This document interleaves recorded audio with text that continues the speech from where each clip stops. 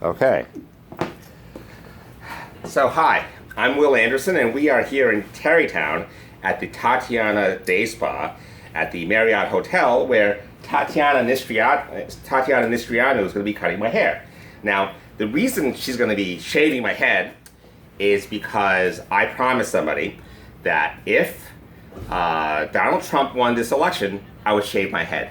I mean, it was very unlikely. Now, please, if you have trouble growing hair or have any issues around that, this is no way making fun of you. It's just the first thing that popped into my head. I mean, I could have said, cut my hand off, but that's like bad karma. So what I picked was, I'm going to shave my head. So here we are. It's December 15th, 2016. It's a few weeks after the election. And many people are very unhappy about this. But here we are, and I am shaving my head. So now, please, no hate mail for Tatiana. She's not in any way endorsing anything I'm going to say about politics, but she's just, she's cutting my hair because she always cuts my hair. So that's that. So I have no idea what shape my head is, but I'm going to find out. I'm going to know in a few minutes. There's a mirror I can see in the side here, so I can get an idea of how things are progressing as they go along. What should we make the first one? Wherever you like. I'm going to leave it in your hands. I got approval on this from my girlfriend, but not from my mom. So my mom's going to be very surprised when I see her over the holidays. So, here we go. Here we go. The first touch. Alrighty. Somebody I saw this morning said I should have, gotten a mohawk, take a few pictures, and get the whole thing done. But I think we're just going to get the whole thing done. So, I haven't looked in the mirror yet. I'm a little leery about doing that.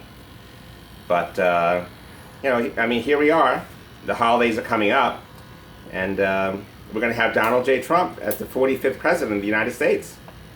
And like many, I am about as mortified about this as possible. Actually, for the first few days after the election, I had a lot of trouble sleeping. I'd gone to a victory party that night, which turned into a mourning party, and things have just gotten worse from there. So, I guess the best I can do is to look forward to the holidays, decorate my tree, and try to put this bad experience past me. Now, the reason I promised somebody that I would shave my head if Trump won the election is because a lot of my friends know I'm a big-time political junkie. I majored in political science in college, and I've always been a big fan of politics ever since. So, actually, I owe an apology to a number of people. I read the same polls and the same data that everybody else looked at that showed that Clinton was going to win on election day. Sam Wong of the Princeton Education Consortium, which is a group that does polling, he promised that he'd eat a bug on live TV if Trump won. Oh, actually, he promised that he would eat a bug on live TV if Trump got over 240 electoral votes. Well, now he didn't eat a live bug. He ate a bug that was in a jar, some gourmet bugs, whatever that is. But if he, I'm going to take a quick look over here. Oh boy, I'm going to find out the shape of my head. How's that? But if he could eat a bug on live TV, I guess I could eat a bug or get my head shaved on Facebook. So what's going to happen is I wanted to post this live to Facebook, but the internet connection here doesn't seem quite strong enough. So I'm going to make this recording, and then I'm going to upload it to Facebook. And for my friends who don't have Facebook, aren't on Facebook, I'm going to repost this to YouTube and create a link so people can see this atrocity.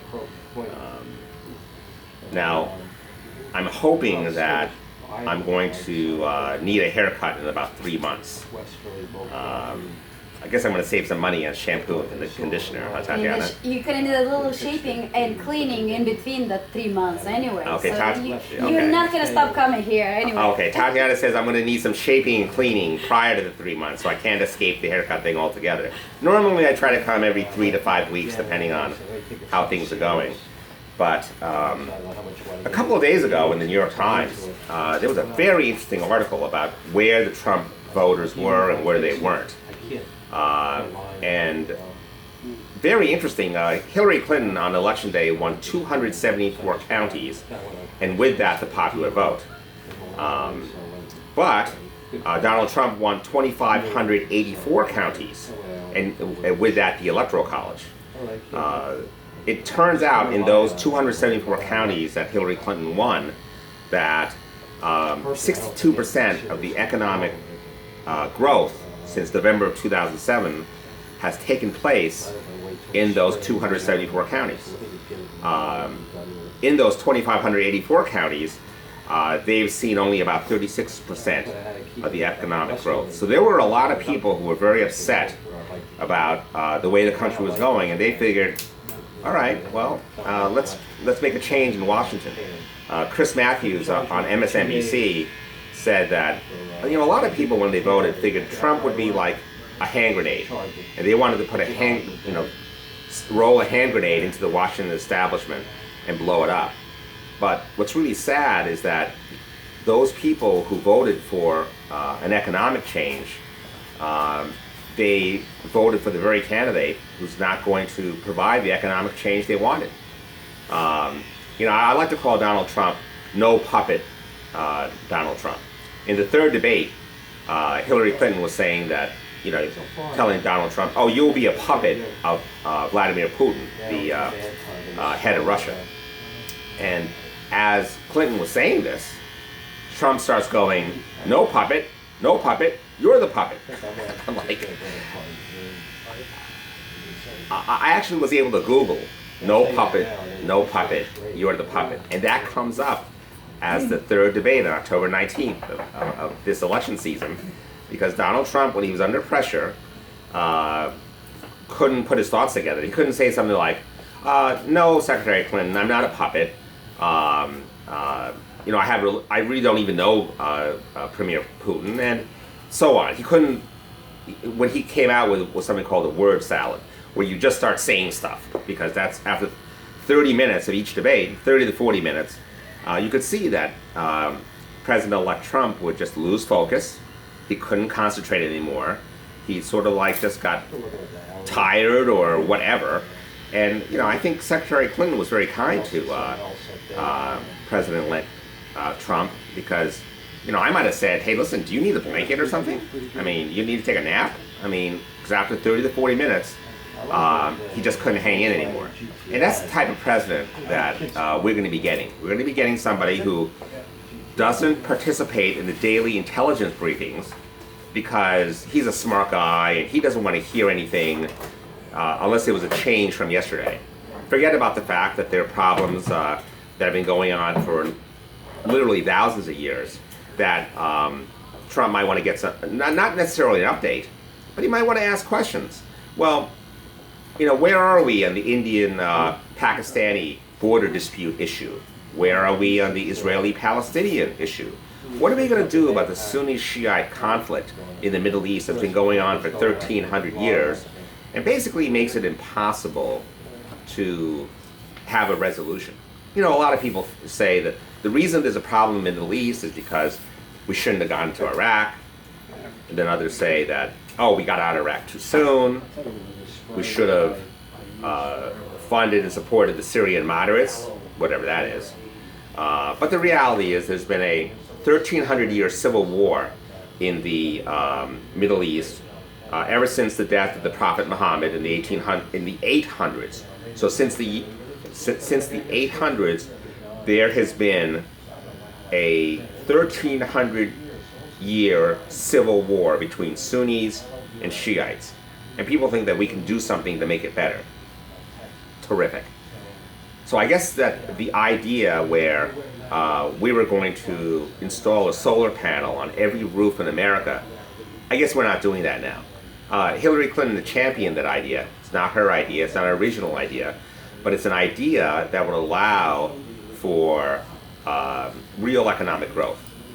There's a lot of roofs and tops of buildings in America where you could put a solar panel, and if you put a solar panel on all those roofs, you would drastically reduce the cost of electricity in the United States. But you have to give tax credits and give incentives for people so it makes sense for them. But if you were to do that, think of all the jobs that are going to be created by, wow. So now I see the shape of my head. It's actually, Not too bad. It's actually, the top of my head is actually pointier than I thought. I mean, I thought it'd be more round at the top, but it's not. But thanks to Tatiana's great haircuts, I've never noticed that my head is not as round on the top as I expected. But there it is. I have a head like everybody else. But I guess we're not going to do that solar panel idea. You know, if you put a solar panel on every roof in America and drive down the cost of electricity, think of all the jobs that'd be created in selling the roofs, installing the roofs, and then repairing the solar panels when things go wrong. Imagine the improvement in technology where now that you have all these solar panels out, you make better solar panels. Maybe improve battery technology so that you could download the energy into batteries, not just back into the grid. And all these economic benefits that we could have enjoyed had Hillary Clinton talked the Republican Congress into doing these things. Now it's drill, drill, drill. It's the age of ExxonMobil. Their CEO will now be Secretary of State, and on and on. So this is a grim time for America. I wish I could say, you know, America's, you know, a great country, which it is, but we'll get through anything. But, you know, we're in a time where we're no longer the emerging economy. We're the mature economy that's being assaulted by emerging economies, like the countries like China, and Vietnam, and Malaysia, and the Philippines. Those countries are now on the rise, and there are things that we have to do to protect ourselves, but we're not going to do any of those things with someone like Donald Trump in office. Because now all those people who were hoping that there'd be a positive change, well, let's see what happens when they realize you've all been scammed.